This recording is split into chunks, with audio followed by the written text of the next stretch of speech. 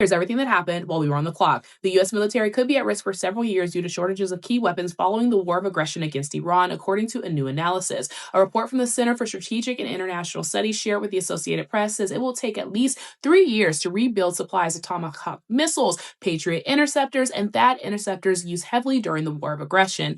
A new intelligence agency is looking into people that criticize AI data centers. A federal judge rejected a request from the Democratic Party to block Trump's executive order on mail-in voting rules, dealing a legal setback to the party, whose attorneys warn the order could prevent millions of people from casting ballots come midterms.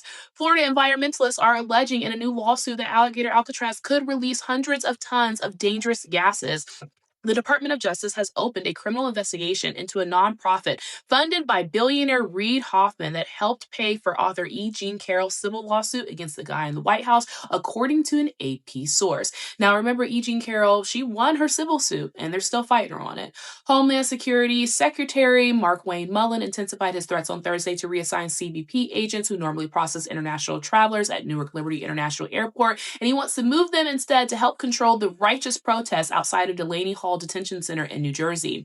Officials in the Trump administration have pushed the federal agency responsible for printing U.S. currency to begin work on designing a commemorative $250 bill featuring the guy in the White House's portrait and signature. A Florida woman who went viral after being ticketed for holding a phone in her right hand, a hand that she don't have, had her case dismissed. The Supreme Court sided today with a black death row incarcerated man from Mississippi who claimed racial bias in how jurors were selected before his trial. The White House has not released the summary results from the guy in the White House's latest physical exam, which took place during his Tuesday visit at Walter Reed.